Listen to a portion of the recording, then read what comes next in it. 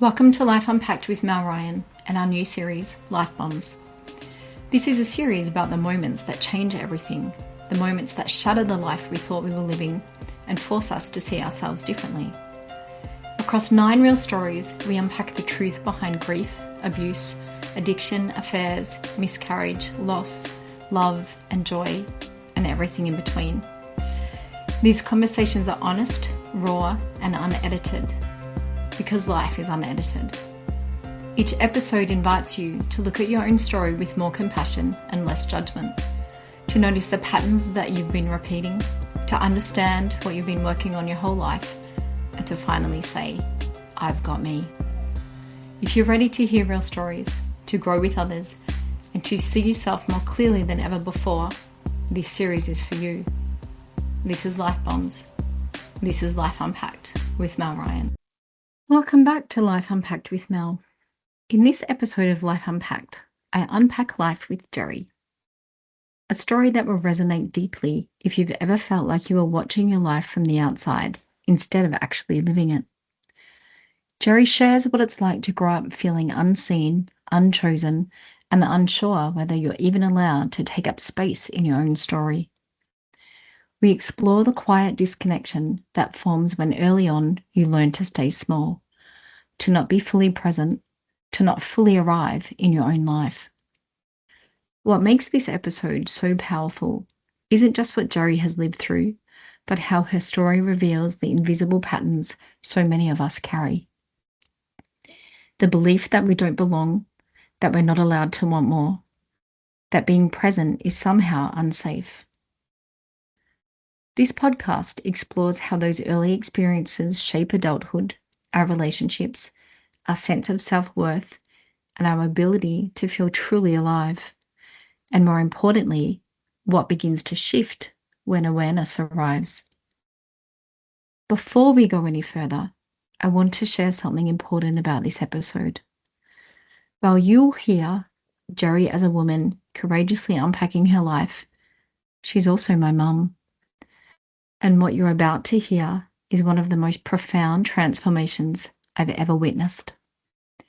This is not a story about blame or regret. It's a story about what becomes possible when someone finally gives themselves permission to understand their life instead of judging it. There was a time where Gerrie lived from a place of deep self-hate, of believing she wasn't good enough or even wanting to be here. She felt like she didn't belong.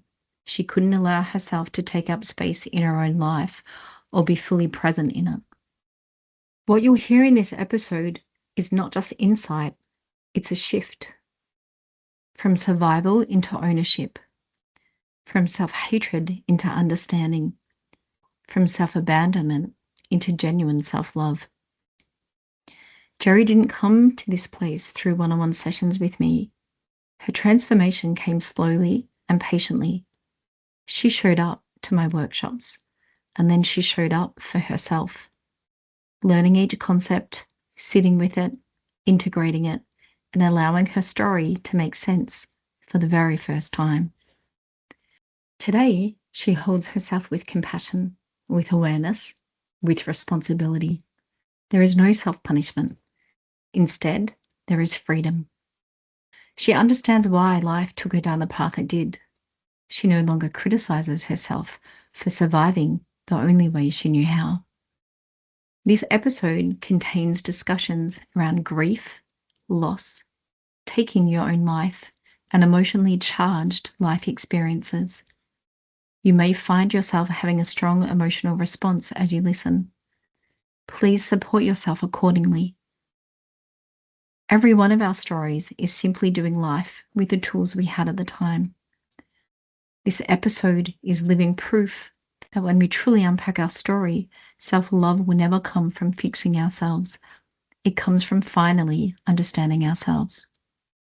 Please listen with an open heart, without judgment, and with hope. This is Gerrie's story. Welcome to Life Unpacked with Mel. Today we have our beautiful guest, Gerrie, with us, and we are just going to have a little chat about life and see where this takes us, because as Gerrie and I were talking earlier, sometimes when you're trying to understand your life, you find threads where things seem to make sense. And then you also have moments where you get overwhelmed and confused. And so by talking through it with other people, and this is what we do in Life Unpacked, I think we gain such a beautiful clarity of insight into ourselves of what we're doing and why our life has unfolded that way. And then because of that, we get to love ourselves that little bit more, which is, of course, why we do Life Unpacked, is to make us make sense to us. So, welcome. I'm so glad that you decided to do a podcast with me. This is beautiful. I would love you to tell our beautiful listeners what your story is, like where we started. So, I suppose let's go back to, how you were born, what family you were born into. Yeah, just a little thread. Do you have 5 hours? Because it's a very long story. We'll do the speed date version of this. I'll fast forward it for everyone listening. Okay, point form. Well, it's like how old are you is probably such a beautiful thing to start with, because I love that we have such varying ages in our podcast. Well, believe it or not, I have actually just turned 79. I can't believe I'm 79 because my head still says I'm 20. So, Yeah. but I'm 79. So my life started a very long time ago, obviously. I don't have a lot of specific memories from like early childhood. I think my earliest memory is having my tonsils out. That was kind of a pretty big thing. I suppose it was the first time I was away from my family, so I felt pretty much alone. The next memory after that was my brother dying when I was 5 years old. He had to go in hospital and have his tonsils out, and he didn't come home. I was extremely traumatized by that. So too, when we look at that situation for you, so let me do the math now, that's around 1950, 1960? I was born in 46, so that would have been about 1950. 51. Yeah, 51. Yeah. And when you think about it too, in a lot of the things that we talk about and unpack, grief is one of the things that generationally we haven't done well at all. Yeah.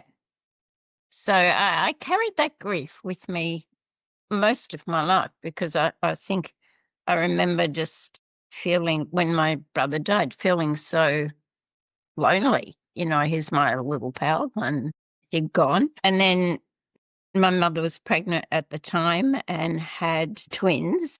And it kind of, I found it hard to cope because it was like my mum and dad had each other, and then there were these all twins and they had each other, and I was kind of didn't know where I fitted into the family. I think too, if I'm allowed to jump in, because yes, of course, please. That's what you have to do. Because we've also worked a long time together. And so the insights that you're bringing to this, which are so beautiful, are things that we, as you're a child, when you're 5 years old, you don't realize that's how you feel. I mean, let me word that better. It is how you feel, but we're not consciously aware of it. So for me, there would be that I don't fit in this family. It's like my whole family have a new family because there's new babies. And yet there was you with your brother, and that's over. And from what I see when working with people, that real displacement is that real, I'm not safe. I don't belong here. And the belonging, that line, I think for us to need to feel that we belong is such a imperative part of our existence that when we don't belong in our own family, it sets up so many things for us because we're forever trying to find where we belong without feeling like we do belong, if that makes sense. Now, again, we're not consciously aware. And I think in your story, I love that you're bringing in the insights that have been from working with us, because we come back and go, hey, let's take the feeling that you would have felt. And it's such a big part of unpacking stuff. Often when we go back and we're saying our stories, we don't have the beautiful insight that you're having right now, because that leads us to be able to understand ourselves. And so we're doing 2 threads at once. So I just want to add that in because you might be listening going, hey, that happened to me. I didn't realize that that's how I felt as a kid. But I think the way we get in touch with emotion is sometimes watching movies because it reminds us of how people would feel. And then sometimes if we kind of almost watch our life back like a movie, it makes us be able to get in touch with what we perhaps felt as a little kid in that space. So I think it's just really clever ways to do it. Sorry, I feel like I cut you off a little bit. So No, you didn't. It's all right. I just wanted to do jump that. into that, particularly because we might move on, obviously, from that event when you were little. And that's such a, we talk about life bombs a lot. That's a massive one. And death is such a big impact because when you're 5, and remember, you're also in 1951, no one talks about it. No. And so we're, as little kids, we're still trying to understand it because we're just trying to understand it and process it and see what happened. But you're not allowed to mention their name. You're not allowed to ask what happened. You don't get any of the details.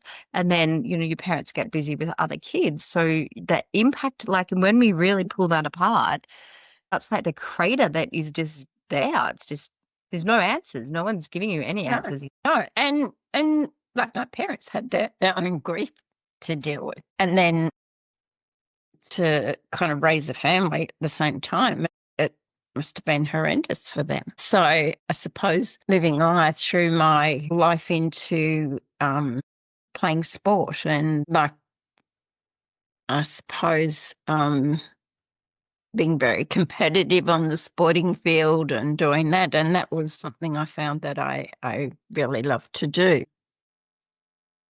Did you find that beautiful validation of being sporty? So when we're sporty and we're good at being sporty, that's the belonging place? Oh, yeah, because I always played team sports, not so much individual sports. So I was part of a team. Often I was captain of the team, and I got a lot of fulfillment from that. Yeah, I so get that because you belong. People want you there. You rock up and you're like, yay, you're here. I can't wait. Come on. Yeah. So, and you kind of, I don't know, you're just mixing with people, and it is that belonging. It is that sense of self-worth that you get through that. So I suppose moving along, I kind of met my husband through just living locally, going to church.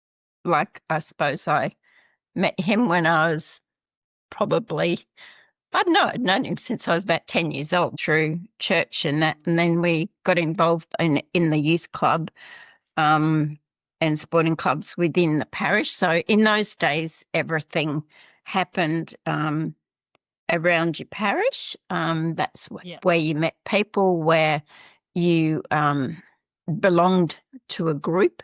So I belonged to church, I belonged to a group, helped run a youth group, and then got married, got pregnant.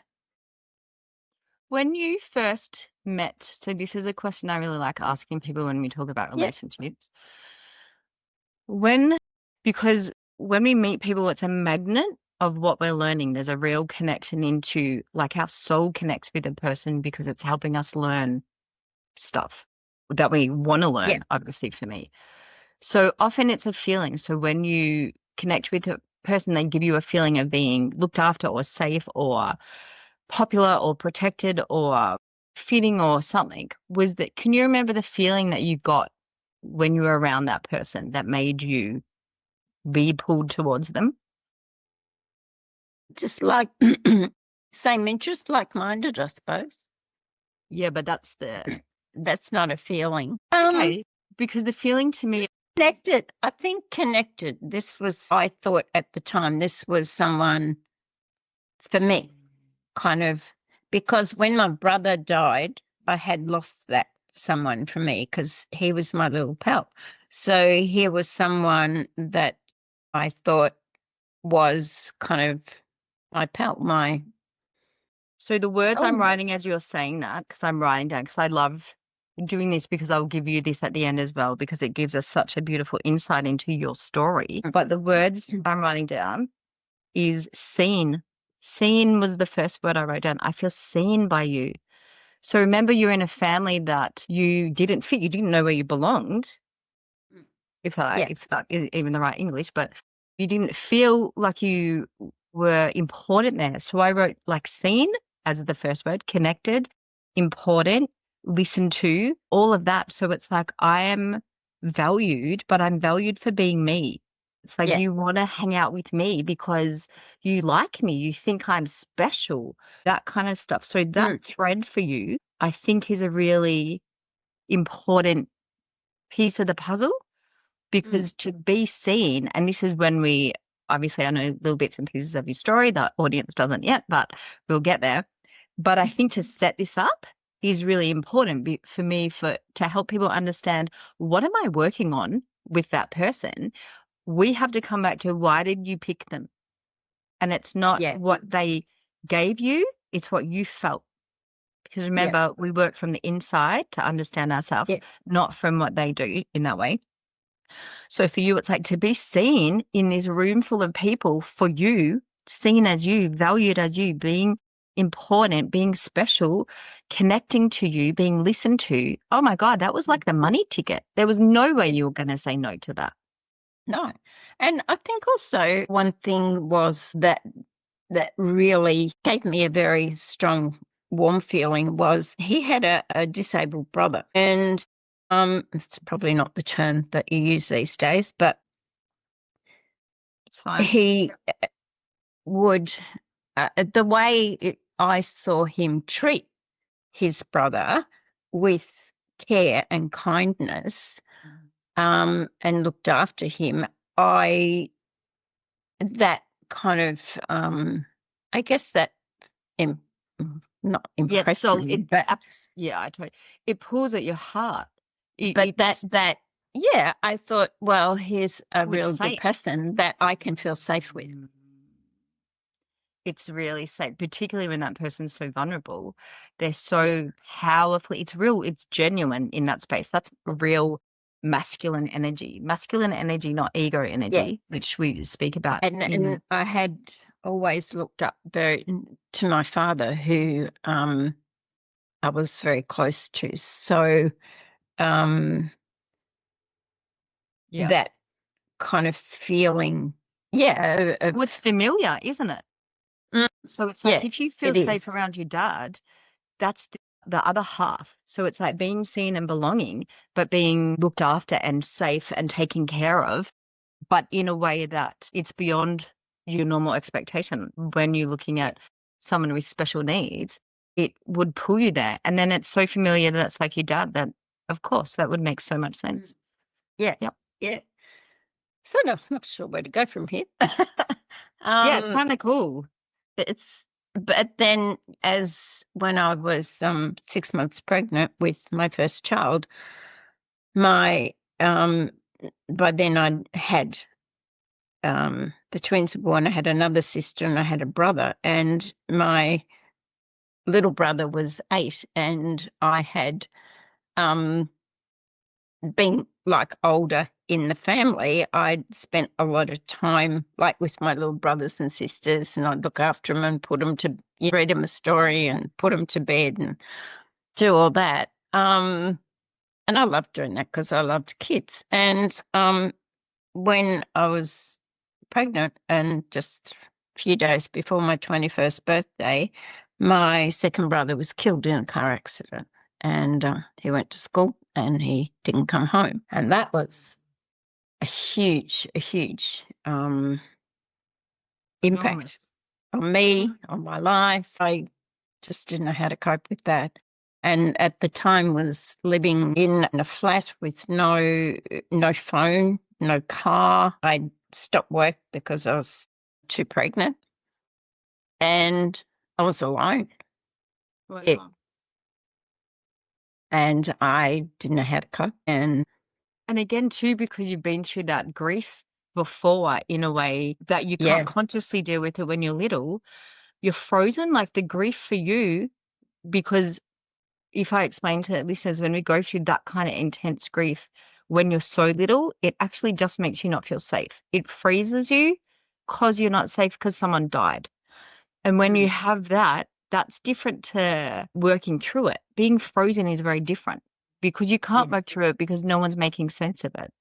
So when we repeat patterns in our life, unfortunately for you in that space, that inability to know how to process any of it because you couldn't at the time, that's not a judgment, that's just the truth. You've doubled down, but now you're sitting in a flat by yourself with no one. Again, you are estranged from your family are home going through this. And so you're not even in the family circle, but you're in your circle, but your partner has no idea what it feels like to have someone die like that. No. That's horrendous. That's a lot. It was, and as I'm talking, I seem to go from life bomb to life bomb.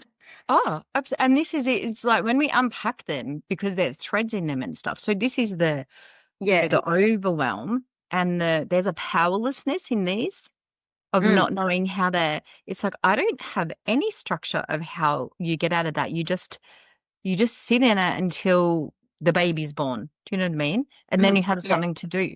There's not a functionable process that moves us through that. But then for you too, and correct me if I'm wrong, but there potentially would be a guilt with grieving because when you're little, you didn't see anyone grieve because we're in 1950. Yes. So now your body naturally wants to grieve, but you don't know what that looks like because you're just meant to be strong and get on with it and not care. But not care, you get my point. I don't mean it like that, but to see the world that it feels like you're coping. Do you know what I mean? Put on a brave face, stiff upper lip, that kind of concept. But also there was an element of that I always thought that somehow because my parents had lost the boys that I had to be everything for them and I had to kind of somehow try and make it up to them. Yep. And always that I never did that and that I never measured up because it didn't matter how hard I tried, was never enough. I felt it was never enough in their eyes. But that's a massive, that line alone, when we come back to my little page of being seen was important for you. And then we come back to, and I'm starring this, never feeling good enough. Like, see how that matches in? Yeah. Yeah. And because, never feeling good enough is something that we then take on as a self-judgment. Nothing you can do would be good enough. And that becomes a narrative that is in that, we talk about the mean girl talk or the underlying conversations that we have with ourselves. There would be that self-judgment that then becomes your best friend. And I don't mean that in a lovely way.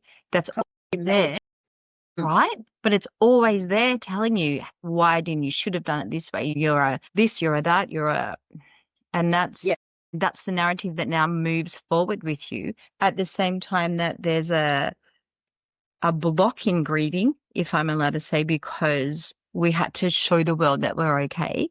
And when we're such beautiful empaths, we not only grieve for ourselves, we just grieve for the situation, but we're soft. And that feminine grief particularly, we should be able to just move it, but you had to stack it in your body.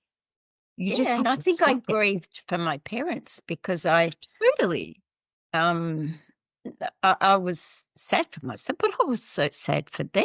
And because they weren't coping. I could see they weren't coping, but they didn't talk about it. Like neither of my brothers, their names were never mentioned. Again, it was like they never existed.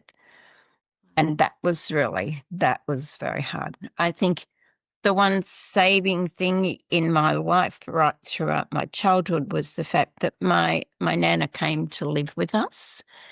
And in my nana's eyes, I could do no wrong. So, I would get in trouble with my mother and my nana would stand up for me. And then my mother and my nana would have an argument and I would get off scot-free. I love this. So that was so beautiful. And like there were rules. We had to make our bed when we got up in the morning. You couldn't go to school without your bed being made and your room tidier and thing. And if I got up late and I was running late, I didn't worry about making my bed because my nana would always sneak in there and make my bed so that I wouldn't get in trouble. Oh my God, that's amazing. I love that. And when I went, for me, looking at your life from this beautiful soul perspective, it's like we're watching a movie as you're telling us all this. It's beautiful. But her role allowed you to feel seen and important and special and loved and valued and all of that. So we're getting a taste of what we want to feel in our life. And sometimes people get it through teachers, sometimes people get it through the neighbor, through the friend's mum. But the thread of what we are working on from our soul actually is set up, I find, often in talking to people in their childhood by someone that plays a special role. How beautiful is that? And that's her for you. That's what she did for you. Oh, she did. Yeah. Yeah, because that feeling of belonging that you would have had with her would have And I warmed shared it as a child. I had to share a room with her. Wow, so she's also safe, not just belonging, but safe. Do you know what I mean? Mhm. Yeah, wow. Wow. And so that's massive. That was huge. Yes. So moving right along. Yes, move on. I had my first child, and not long into that, I was home in a flat with no phone, no car, no nothing. And then I had a little baby, which was absolutely fantastic because my whole energy was in loving this beautiful child and spending time with her and reading. And I think she started talking at the age of, she must have been about 12 months or something. And she started talking in sentences because I talk to her all the time. And Yeah, she's like your bestie. Oh, yeah. But then my husband would come home later and later at night, and I'd have his dinner in the oven, and it was an awful time because I was very stressed. And then I found out after a while that he'd been having affairs and one-night stands with various people he worked with, and the reason he didn't come home was because he was with somebody else, and not focusing on that, but focusing on, and I'm sure this is the case for a lot of people when they're faced with a situation like this. I was so shocked and I felt so betrayed by that because I loved this person. All my energy had been like with him, and I just felt, well, I certainly didn't feel safe anymore. And that same thing too, if we go back to that seen and connected and important and valued and listened to, I think there's two threads. It's like one is where, because it's such a big, massive shock of betrayal that comes in, but two, you're also then mad at yourself in a way because you believed that you were going to get that from that person as well. Yeah. So now we start doubting ourselves. Our self-confidence gets squished because we think, oh my God, like I don't know anything. So that self-trust in our intuition of what you thought you were going to get is absolutely gone, which shuts us down from functioning often. Yeah. Well, I think when your trust is betrayed, you then don't trust anything or anyone else in your life. You just lose that. It's almost like we look at it in a way that we become the victim in life and it happens to us rather than being able to shift that into a way that we get to do life differently, particularly like we're probably back in late 1960s, which there still is in the avenue that you just have the stay or go concept. This is what happens to you. There was no... Well, there was no stay or go. It was... It's like your lot in life. Regardless that you make your bed, you lie in it kind of thing. And that was just your life. And that continued on for years. But it affected the relationship because having felt betrayed and that trust not being there, you just you lose yourself, you lose your sense of self. Or you're in another family that you don't belong in with that person. Do you know what I mean? So you've moved from one family where you felt invisible to getting married where you felt seen to now being invisible again to that person.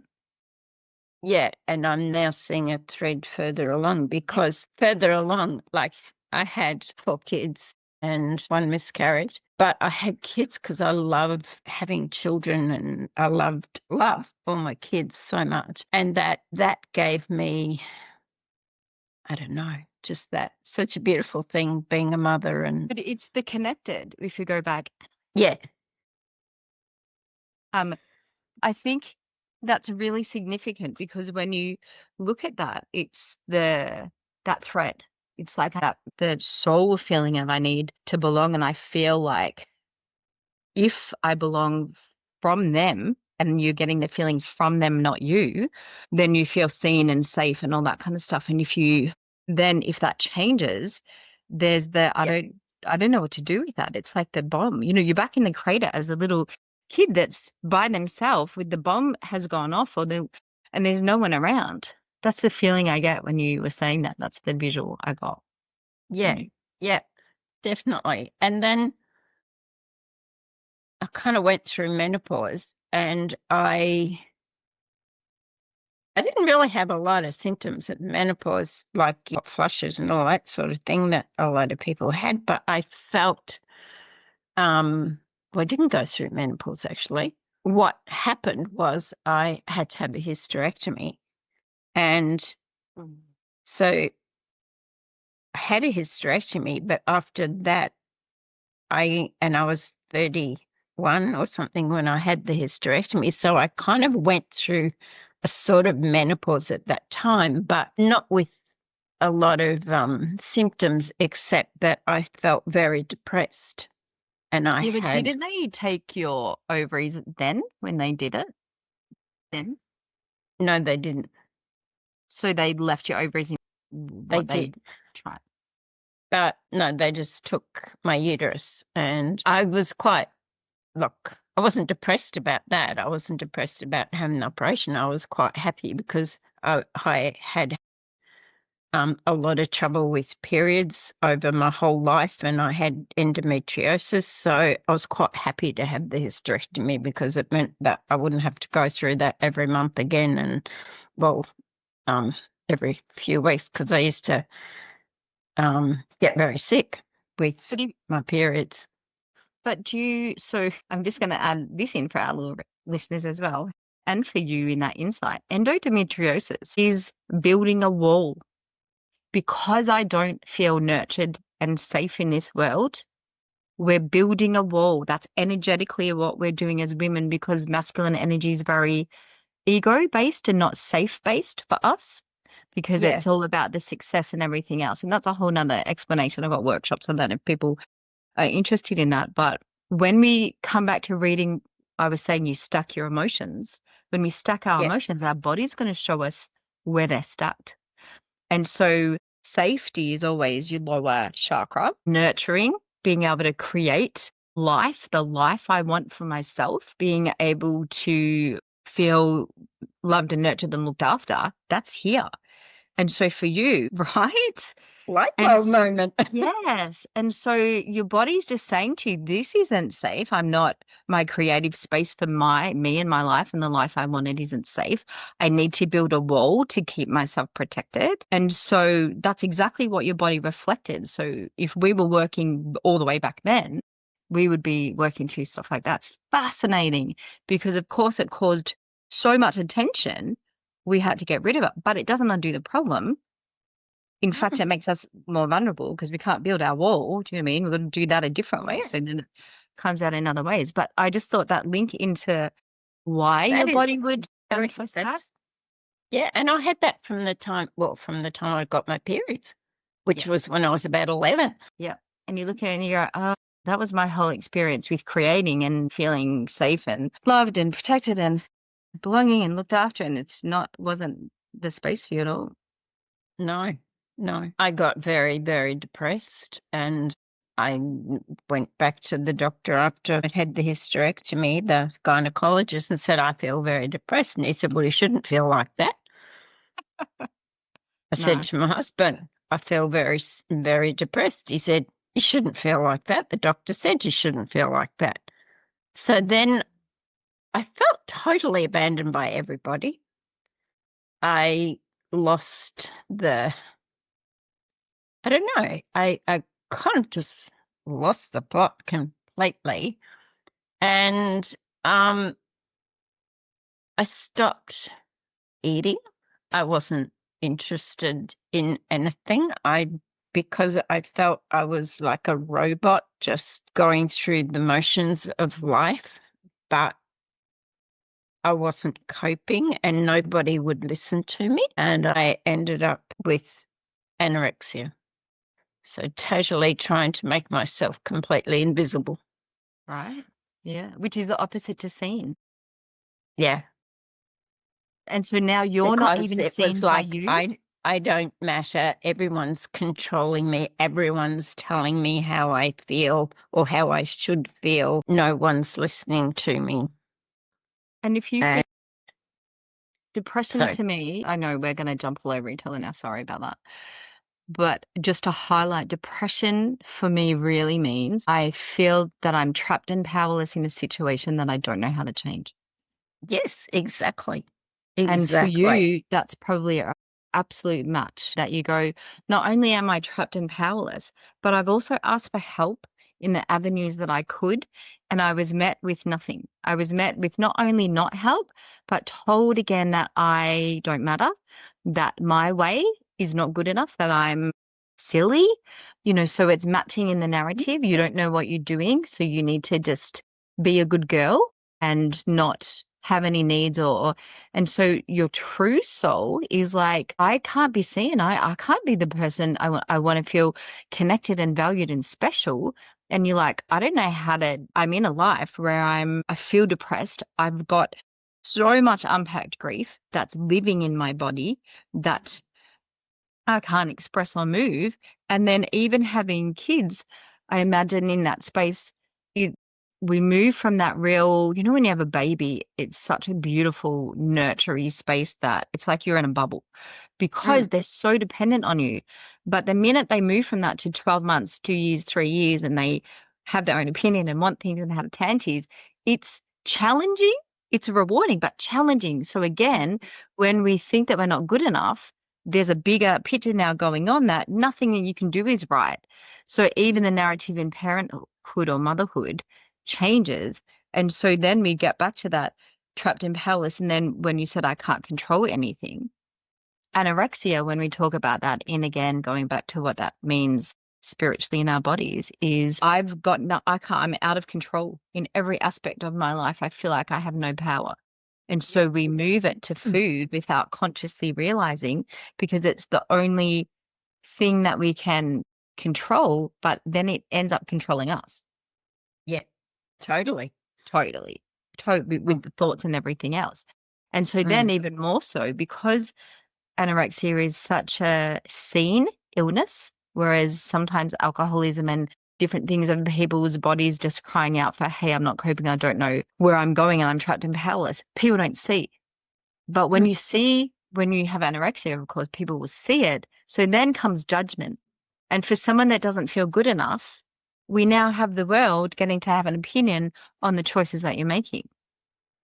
So it's like a landslide into being dumped on, like more and more and more. You're at the And not only that, the friends that he had and family as well don't know how to deal with that. So they wipe you. Like you walk down the street and one of your friends you'll see, and they will cross over the road and walk down the others so that they don't have to speak to you. You go to say hello to people and they turn their back and walk away because they don't know how to treat you. They don't know what to say. So they just abandon you. Your family totally abandoned you. wow. All except my mother. She was the only one who didn't, but the rest of my family did because they didn't know how to deal with it. And they just would say things like, oh, for God's sake, just pull your socks up and eat and get on with life. Yeah. It's not about Oh God, no! It's if it was that easy, oh my God. But anyone out there struggling with that kind of situation in their life or eating disorders, it's incredibly life overtaking and incredibly difficult. And I think it's so symbolic of how stuck you were. But for me, if I'm allowed to add in, how brilliant is your soul for now introducing that theme of, hey, I don't belong again. Because you belong to no one, you're not belonging. You can't even belong in the neighbor, in the church, with your friends, with your little family, as well as your bigger family. You don't belong again. So you're all alone. And depression is very clever at bringing us back to only being in our bubble by ourselves, to be able to recognize that, hey, this is my story with me. I need to change my relationship with me. But we don't know that at the time. So for you, that feeling, you wouldn't have any insight into that. You're at the bottom of the bottom. That's a horrendously lonely, difficult experience. Yeah, I think it's I went about the lowest I could go. Yeah. Down a very, very big dark hole. To the point where I attempted suicide, not because I wanted to die, because I wanted an end to the trauma and the turmoil that I felt within me. Yeah. Fortunately, I didn't succeed. Yeah, but it's terrifying knowing that in that moment for you, that's the choice. You know, when people get to that point, you're like, there is no out. I don't know how to get out of forever feeling like this. Yeah. And it was a long road back from that. Did you find people trying to help you in that space that were making it worse, or not helping, or not connecting with you? Nobody in my world helped me. Professional people kind of focused on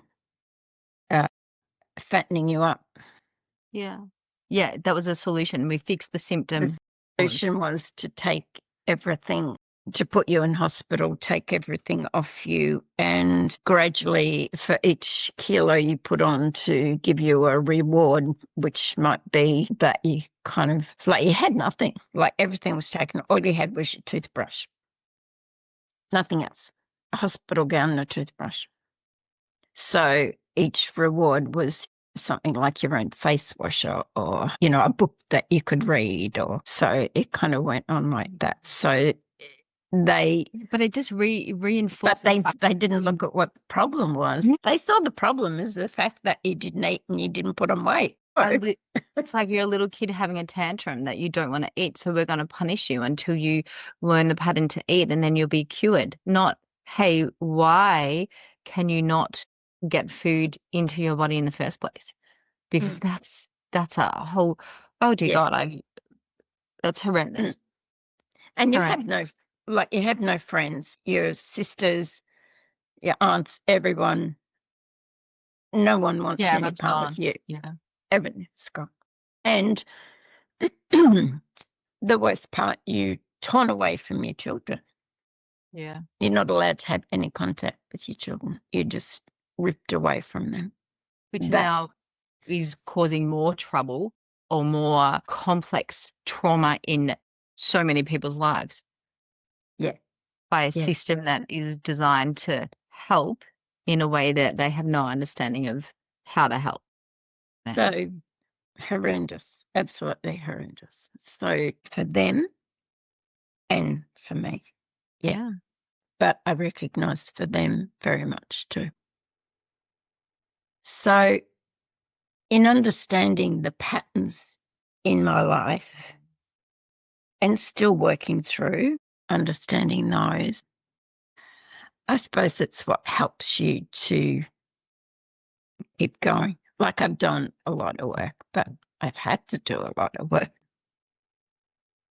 I think it's that little kid, if we do that visualization, it's that little kid sitting in the middle of the crater is still the vision of you in that hospital bed by yourself with no one around. And it's that awareness, I think, when we get to the absolute bottom of the bottom, we've tried to choose not to be here anymore. And even that wasn't the option that was there for you in the end because you're still there, that it's like that little kid kind of gets up from that cradle instead of being there going, wow, well, I don't want to be here anymore. I'm just going to start walking in a direction to see where it goes because eventually the cradle will end.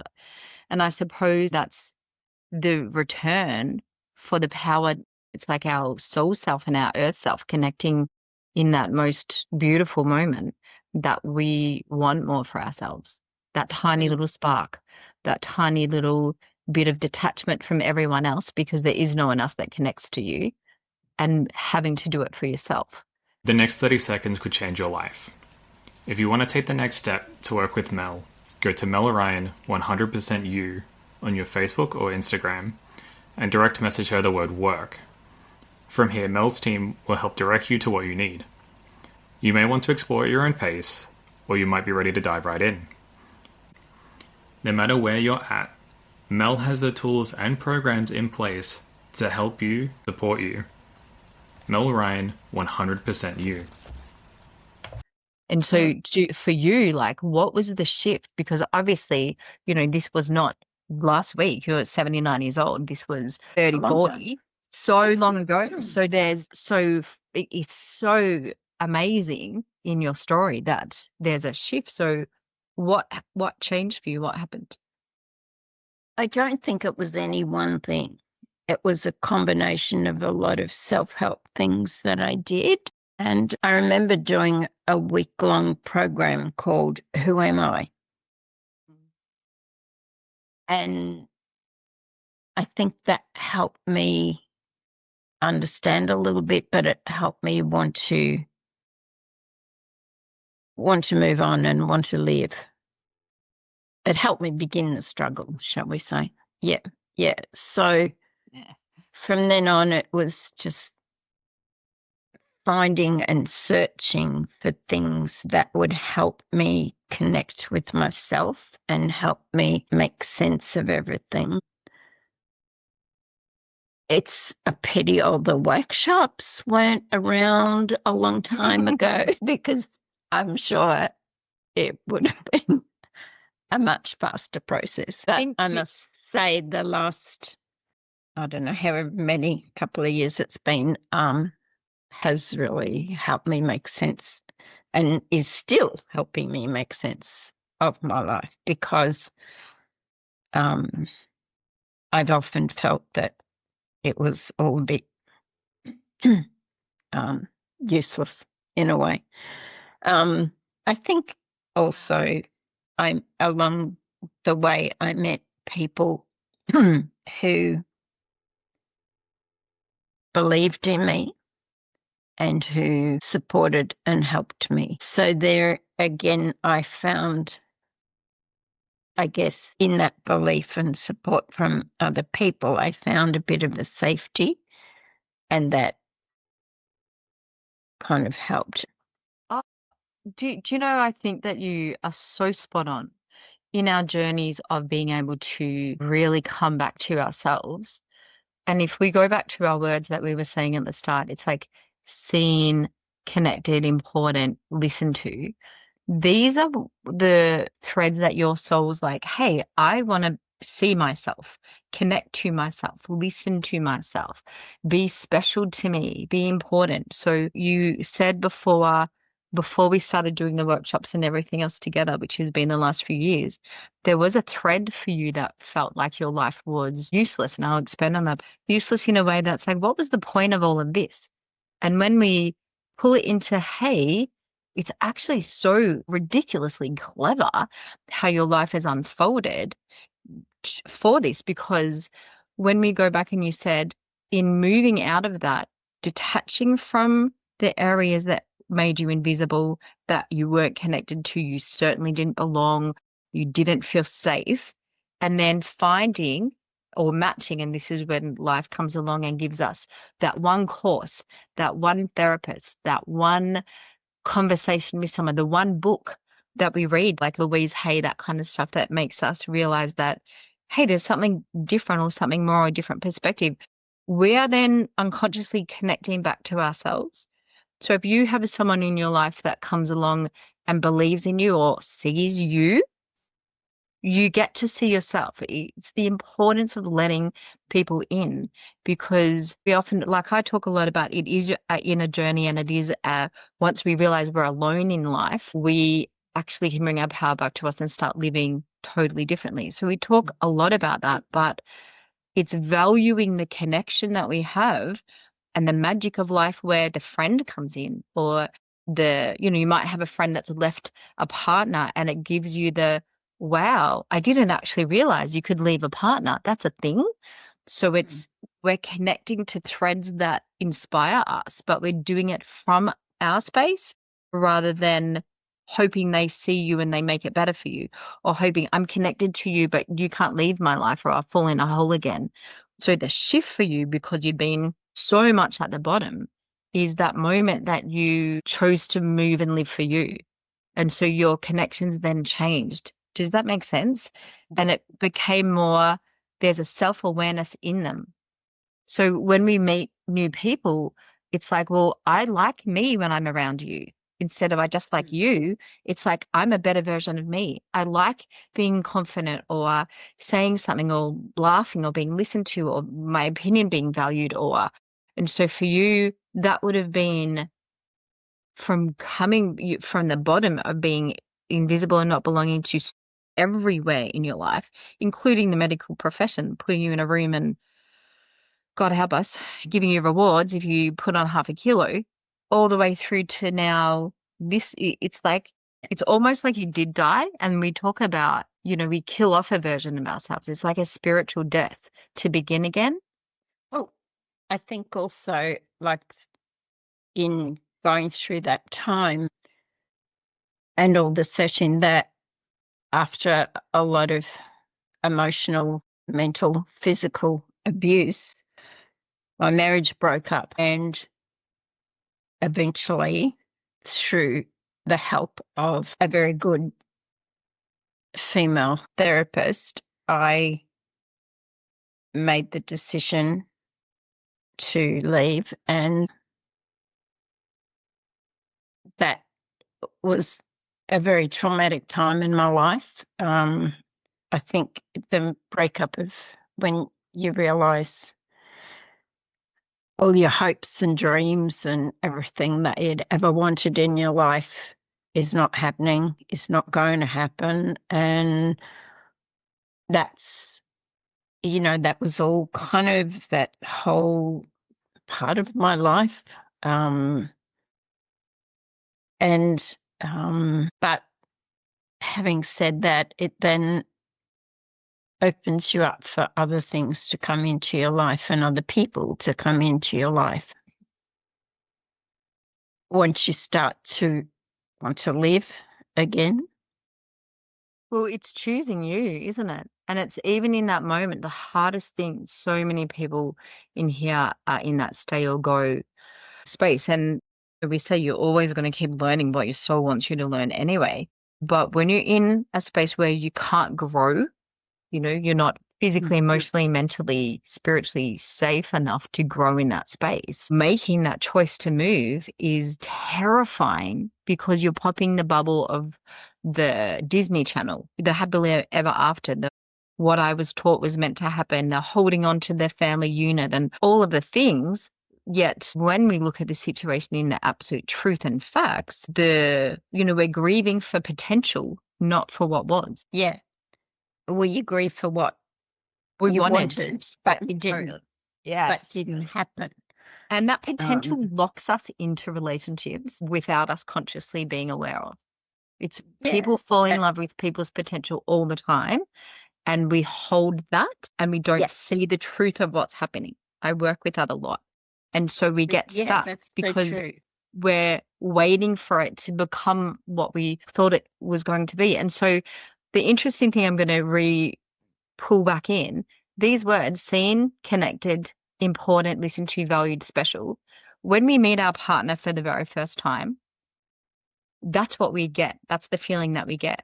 And I absolutely promise you, and I've worked with hundreds of people doing this, what happens is what you feel is what your soul's working on. It's the mirror.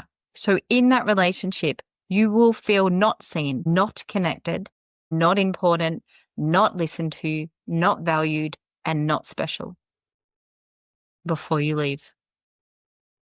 Absolute opposite. You are invisible. You're invisible, disconnected, worthless, not worthless, but not You do feel important, worthless. right? In anyone else's perspective, and not just even that relationship, but the whole unit, the whole family But space, everything. right? Mm. Not listened to, dismissed, like it, not valued. It's like no one cares. Like you don't even get an opinion. Like you're dismissed is probably a great word, and not special. What's the opposite of that? It's like not even noticed. It's like that kind of thing. You walk into a room, people Unimportant. right? Unimportant. Now, if we go back to those words and you go, gosh, if we knew that, hey, my soul is working on being seen and connected and important for me to give it to me, for me to feel special, for me to stand up for me to have a boundary, for me to support myself in uncomfortable situations, for me to continue feeling special. So we come back to my life was useless, to my life is incredibly amazing, the journey I've taken for me to actually work out that I'm the one that's going to give this to me. I see how fucking difficult it was in what I've been through for me to stand here today at 79 years old and go, I love me, whereas I didn't. And so the shift, just having an earth moment, that shift for us to go from not wanting to be here to understanding why we are here is something that's so incredible to see. And this is when we see life from our soul perspective. And so when we go back to the seeing, connected, important, that's the point that you left when you felt you really could recognize it. I'm not, this is why you left. And that's what you grieved in that space. Does that make sense? Yeah. It's so interesting when you see it without just with the threads of how it is. And then you find people in the new life that help you feel seen or connected. But I think because of that shift, and then from the work that we've been doing as well, you actually anchor you in as being part of that story of seeing yourself, which is why when you shifted into that's like I want to understand something, or I want to see why this is happening, or what does this mean, or we have a stronger foundation of people supporting us so we can stay being the version of us that we are trying to be. Does that make sense? Yeah. Is there stuff in your life now that you still can't put a thread on? Yeah. In a way. There's, yeah. I don't know how to explain. Okay, so I kind of moved from one controlling relationship to another where I'm very loved and very well supported. I also have struggled to find my voice within that relationship. So I can't make sense of that. I guess all the things I thought that would be easy and in this relationship aren't. In that it's hard to have a different opinion because I'm overpowered. And I'm overpowered not just in the relationship situation, but in other situations, even with friends, or if I go to a meeting and I have an opinion about something, my opinion is never listened to. So I end up trying to just, Does it shut you down, or it does, yeah. do you Shuts me find down. that? And I've kind of been trying, and I've tried in other areas to kind of do things that are out of my comfort zone like get up in front of people and talk and things like that. And I find it so difficult. I get so nervous that you wouldn't believe. And then somehow or other, I usually mess it up. I don't know why, but I always seem to mess it up in some way. Like I'll get up to do something and forget that I haven't got my glasses on. And so I can't read without my glasses. So it kind of like create 50 million embarrassing incidents doing things like that. I don't understand that. I don't understand what that's all about. I think the beautiful thing is, even when we are doing the work and we begin to understand ourselves, we forget that we still have a version of us that is that little girl sitting in the middle of the crater of life that went off, that's kind of by herself, that loses her confidence, and loses that feeling. And so belonging for you will always be, and this is it, once we work it out and we learn it, it doesn't stop us from being that lesson, if that makes sense. It will always be part of us. So there will always be a part of you that feels like, I need to belong. And the way that you felt like you belonged, there you go, is through people choosing you. Yeah. People wanting you, particularly because of the breakdown in the first part, like we're almost dividing your life in two now, this before a new family, all that kind of stuff, this space. So in here, we still, even though you've chosen that I'm supporting me to be seen and connected, we're still going to look outside in for those feelings. So for you to belong, it's by being connected, which means you almost have to be agreeable to their opinion for you to feel safe. And safe is belonging. I feel safe if I belong to you. And if I belong to you, I feel safe. It's the circle. And they absolutely keep going around and around. So what we're doing by making us aware that we are in that circle, and then we tend to shut ourselves down because I don't want to say anything to you or have conflict or challenge you, because that could jeopardize my belonging or which is my being safe or my being connected. Even though I know you're not going anywhere, my little girl sitting in the crater doesn't. And so she's the one that shuts us up. She's the one that does the little sabotagey things. So even when we're putting ourselves out of our comfort zone, the fear of being rejected is absolutely intertwined in the belonging story. So we have to remember, we go back in your theme that not good enough is being met in your life time and time again. And then I tried to be everything to my parents, but I wasn't perfect for them. I couldn't make it better for them because they're so grieving. I mean, you couldn't make it better, but you don't know that as a kid. You just feel like you fail because they're not shifting and they're not happy and they're not thriving because they're grieving, but they're not outwardly grieving, they're suppressed grieving. So the narrative you get from that is, hey, nothing I do is good enough. I need to try harder. I need to be better. And so then when you're here, it's I'm confident if you like me. And so then when we go to challenge the space of being liked, which is a different opinion and a different voice, there's a part of you that is terrified underneath. Yeah. Which makes so much sense. So for us, it's going, we need to tuck her in. So we need to know, it's like if you're coming to people that you feel it's not a safe environment for you, like you don't know if you belong or all of that, which could be family things or it could be different groups of people, it's terrifying. We have to self-talk our way through that because you can't make it disappear. So it's finding, and this is why we do the unpacking, to then do, how do I make the empowered choice of what I need?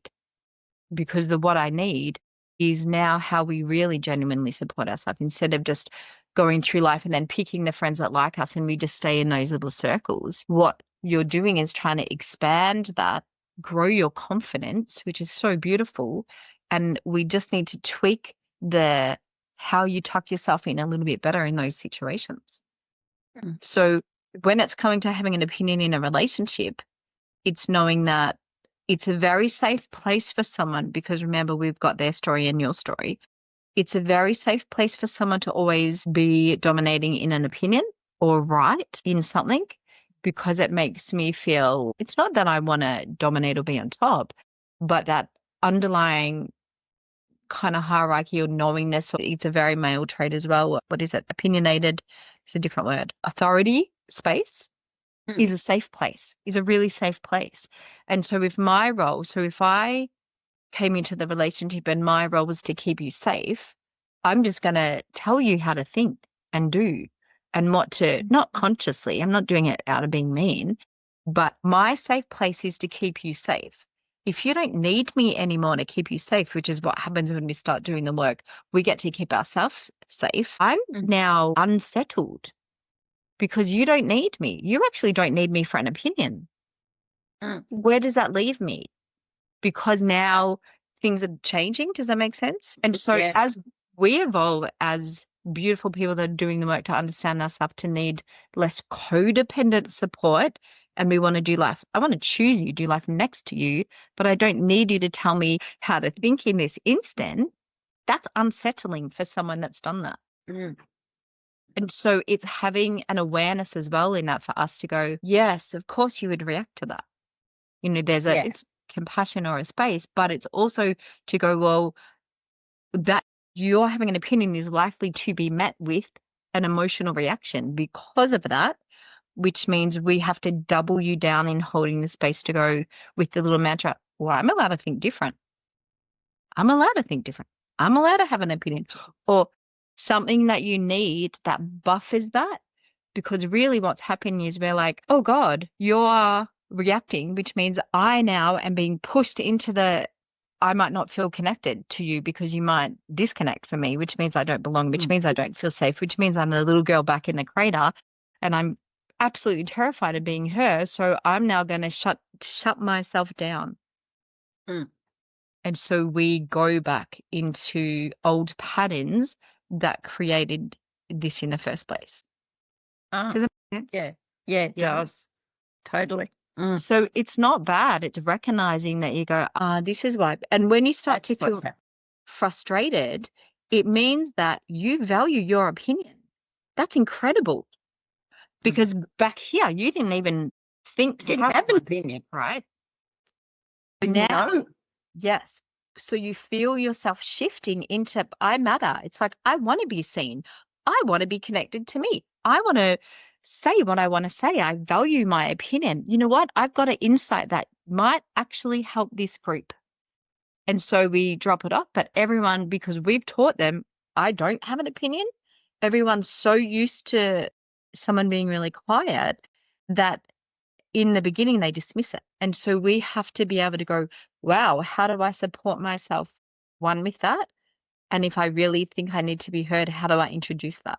Which could be by getting up and doing the speech, which is incredibly, amazingly empowering and brave, but it's so good. Or introducing something else, or there's more ways. But if we understand why we're frustrated or why this is happening, we can have compassion and support ourselves differently or stronger, instead of us going back to the same pattern of shutting down. Because when we're challenged, we instantly would go back to jeopardizing my belongingness. Absolutely going to do nothing to create that. Whereas the truth is, and this is the knowing, you belong. You belong because you belong to your story, which is now moved from that useless to, wow, my life is pretty incredible for my soul to introduce all of these ways for me to learn how to be the strongest version of me. It's like when you're not seen in your family when you're little because you didn't know how to be seen or be strong or be who you were. It's like, I have to be invisible to me, but be everyone else's version of me so I don't upset anyone. To be 79 years down the track going, I'm not apologizing for me. It's like, wow, I'm pretty amazingly strong. It's like when we look at the life bombs that we've talked about, every single one of them, there's a takeaway from you, which is instead of our bodies do the takeaway of shutting down in grief, because that's how we live through it. So it means it stays a trauma because we couldn't unpack it and work out what we were meant to take from it, now that we come back and we can unpack it and go, it was actually about me learning to value my space, my gentleness, my authenticity, my who I am, my helping different people, my empathy, my compassion. That's probably where you learn to be so empathetic in a family that was so broken. And instead of that being celebrated, which is such a beautiful part of you, you can walk into a room, you have so many beautiful relationships with one-on-one with people that need to be nurtured, loved, and cared for. And you said your best time in your life was having your daughter, that you got to be you, that beautiful, every part of you loving, nurturing, cared for in that space is you. And if you look at your life, you do that with so many people that you get that come to you to speak or talk or help them through things. And that's who you are. But that empathy you learn in the bomb. Mm. And so when we revisit things, it becomes kind of magic moments for our soul to be able to be the authentic version of who we are. You know, in so many ways, you were probably such a comfort for your mum and dad because you were just a gorgeous little, cute little kid running around doing kid things. It pulled them out of that, but you would never know that No. because we don't. But when we watched the movie, it would have been that. Mm. Whereas for you, you felt like, I'm in the way type thing. But for them, particularly for your dad, it was probably like, gosh, thank God you're the only person in this house that's not in the depths of grieving 24 hours a day. Come and talk to me. You're like a little breath of fresh air, which Well, you've been for so many people. yeah, when my dad died, like that was another life bomb, but you know, we won't go there. That was in the middle of all the other trauma that I was going through. It was, I really just didn't cope with that because that was all just too hard. And it was not until, and I think 14 years, I cried every day because I missed my dad. And it was not until I somehow or other, I don't even know how I came to get it, but I got a copy of Louise Hay's book, Heal Your Life. And I was reading something in there about people dying and letting people go. And I realized that I hadn't let my dad go. I hadn't let him die. And there was a little meditation in the book that you could do to do that. And I did. And I found that made such a difference. And I stopped crying for my dad. Yeah, he could shift into being soul dad rather than grieving earth dad. Yeah. Yeah. Anyway. I think that's beautiful that you were able to grieve him. I know, you were saying you cried 14 years, but you also gave yourself permission to cry. Whereas in all the other incidents, you were never allowed. So it's you naturally shifted into where your body needed to be. Yeah. Which is, again, it's listening to ourselves. It's that beautiful part of not following the rules that we're taught when we're little and coming back to doing what we need to do, which has been, in some ways, that was just automatic, automatically overtook you. Whereas in other ways, when we try and live by the rules, that's when we end up with anorexia and stuff, is because we have to shut everything down because everyone else is telling us what to do. So we've We're got nothing controlled. left. Yeah, totally controlled. Totally. When you look at now in doing the work with me or in doing all the workshops that we've done and that, what has been the biggest shift for you in how you think about yourself and your life? Knowing that I'm okay, Yeah. that I have found me. Yeah. I think that's the biggest thing. And that you don't hate yourself anymore. I can be proud of myself. Wow. That's beautiful. I'm very honored to have been able to help you find that story for you in your life. Thank you. I did. Love that that was an emotional connection for both of us. For being able to help someone move from not understanding themselves and their story to understanding their story in a way that they are proud of themselves in that, and they love themselves and they want more for themselves, and they're going to keep working because, and I say once we do start working on ourselves to work ourselves out and understand ourselves, it's addictive because it's so much fun, because things, when they start making sense, we're like, oh, I want to make sense of this. Oh, now I need this. Why would this happen? Why am I reacting to this? And that becomes so beautifully empowering because we are giving that back to ourselves. And so when we come back to your beautiful words of seen and connected and important and listened to and valued and special, that's how you see yourself now. Yeah. And I know now that's what I need. Before I had no needs. I didn't know what my needs were. So I couldn't work towards them because I didn't know.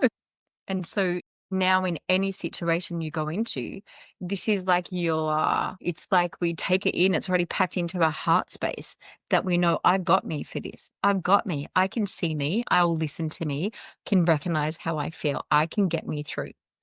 And that is such a shift. And then it's soul living. It's like being authentic all the time. We're not playing the game to make someone else have the feeling or love us. We already love us. We love ourselves. And that's the most magnificent, important, amazing thing that we can do is understanding ourselves on earth. So to me, it's like when you die, you get your exit interview. That's like, how'd you go with your life? We're starting to do it here. And you're like, instead of going, wow, this was my life and here's my trauma and this and all of the stories, we come in and the question really is, how do you go supporting yourself through your life? And while your narrative would years ago have been, oh, I did and all this happened, when we look at it like that we just did, you look at it and you go, wow, I incredibly did. I absolutely did. Because even shutting down and trying to control food was you supporting you in the environment where you didn't belong and you didn't feel supported. So you're like, I'm actually really clever. Even having endometriosis is you supporting you from the soul perspective because your body is saying to you, hey, we need to build a wall here. We're not really safe in our creative space in the world. And so when we look at it that way, we're like, well, you're so clever. It's that I'm so in awe of my story. And so I think that's where we connect with the peace, the real joy and the inner peace that for me, it's the heaven on earth feeling. It's like peace and chaos. It's like, I've got me no matter what. And I think that's such a beautiful thing to be able to have shared with you in, your story so far. So I'm also so very grateful to work with you because it's been a beautiful journey for me too. So thank you. Thank you so much for sharing with us today. I think that this is such a beautiful thing for lots of people to listen to because they get to see themselves a little bit in everyone else's story and pull out what they need from this. But I am really grateful and I'm blessed that you came on our podcast today. So love you so much. Thank you. Love you very much. We'll sign off to everyone and we'll catch up in our next one. But thanks, Gerrie. Your story is absolutely amazing and keep being the beautiful version of you because you make the world a better place with all the people that you love and connect with. So super proud of you too. Thank you. Thank you for listening to this episode of Life Unpacked with Mel Ryan. If someone in your life is going through their own life bomb, please share this episode with them. These stories may be exactly what they need to hear. Remember to follow or subscribe to the podcast so you never miss an episode. And if you feel called to unpack your own story with me, you're always welcome to reach out through my website or social media. Thank you for being part of this space. Be kind to yourself, be curious, and remember the answers you've been looking for have always been inside you. I'll see you at the next episode.